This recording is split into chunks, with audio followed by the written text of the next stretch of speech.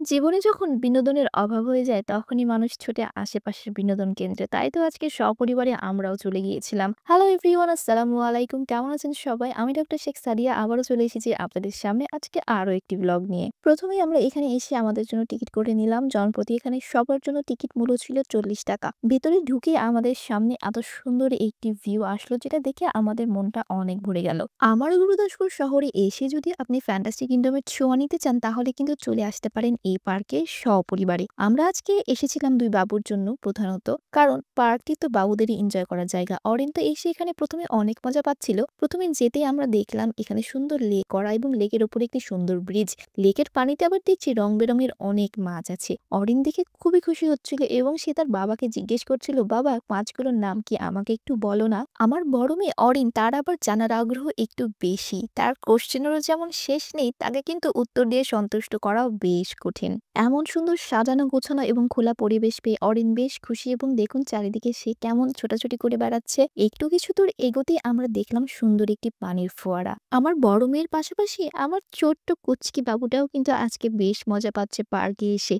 বড় বোনের সঙ্গে সেও খুব সুন্দর করে দেখছিল এই পানির ফোয়ারাটি। বাবার কোলে উঠে তার পার্কে বেড়াতে বেশ ভালো লাগছে। চলুন এবার পার্কের ভেতরটা আমরা সবাই মিলে খুব সুন্দর করে ঘুরে ঘুরে দেখি। আশা করি আজকের ব্লগটি আপনাদের অনেক ভালো লাগবে। তাই তো বলব স্কিপ না করে সম্পূর্ণ ভিডিওটি আজকে দেখবেন। আমার অরিন বাবুর তো ফুল অনেক পছন্দ, তাই ফুল গাছ দেখলে সে ছবি তোলার জন্য দাঁড়িয়ে যায় এবং এই সুন্দর ফুল গাছগুলোর পাশেই রয়েছে বাচ্চাদের অনেক আকর্ষণীয় টয় ট্রেন। কিছুটা দূর যেতেই ঘোড়ার এই রাইডটি আমাদের চোখে পড়লো। আমার বড় বাবু তো খুব এক্সাইটেড, তাই তাকে তুলে দিলাম এই রাইডে। সে অনেক মজা পাচ্ছিল আর এইদিকে আমার ছোট্ট মেয়েটা তাকিয়ে দেখছিল, তাকে রেখেই তার বড় বোন একা একা রাইডে চড়ে বেড়াচ্ছে। আরো রাইডের মধ্যে আছে নাগরদোলা এবং আপনার কিছু দূর যেতেই সামনে পড়বে জিরাফ, হাতি, বক সহ আরো নানা পশু পাখির স্থাপত্য।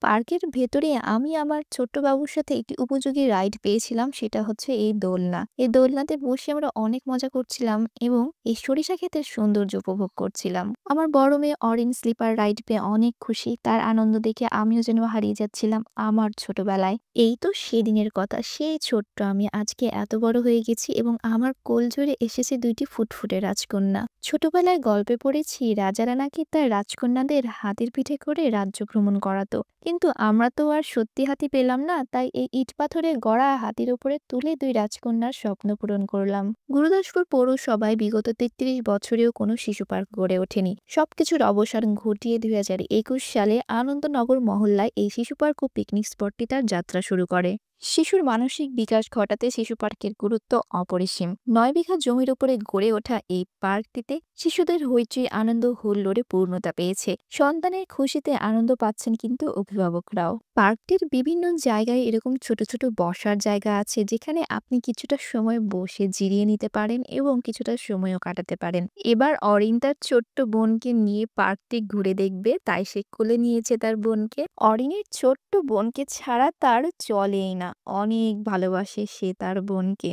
অরিন কিন্তু মাঝে মধ্যে আমাদের অনেক সুন্দর ভিডিও করে দেয়। যেমন এই ভিডিওটা করে দিয়েছে। পার্কে বাচ্চাদের সঙ্গে আসলে যেন আমরাও বাচ্চা হয়ে যাই। আসলে বাচ্চারা এত মজা পেলে বাবা-মার তো ভালো লাগবেই। হরিণের পিঠে চড়ে আমার মেয়ে দুটো তো অনেক খুশি। পার্কের চারিদিকটা ঘুরতে ঘুরতে আমরা এবার এসেছিলাম বোট রাইডে, কিন্তু এটা অনেক ডেঞ্জারাস, তাই আমরা এখানে কেউ উঠিনি। কিন্তু আমাদের সামনে পড়লই নাগরদোলা। আর নাগরদোলা তো অরিনের অনেক পছন্দ। সে অনেক সাহসীও বলতে হয়। এত বড় নাগরদোলাতে সে একাই উঠে পড়েছে। এই পার্কটিতে কিন্তু রয়েছে একটি সুন্দর পুকুর। এখন যদিও পুকুরে পানি নেই, পুকুরের পাশেই রয়েছে ছাউনি করা একটি পিকনিক স্পট। আমার ২ মেয়ে আজকে পার্কে এসে অনেক মজা পেয়েছে। আপনারা কিন্তু কেউ মাশাআল্লাহ না লিখে যাবেন না আমার ২ মেয়েকে। আর আপনারাও সময় পেলে এরকম চলে আসবেন পার্কে ঘুরতে। ছোটদের পাশাপাশি আপনাদেরও ভালো লাগবে। আজকের মতো আপনাদের কাছ থেকে এখানেই বিদায় নিচ্ছি। পরবর্তী ব্লগে আবারও দেখা হবে। আল্লাহ হাফেজ।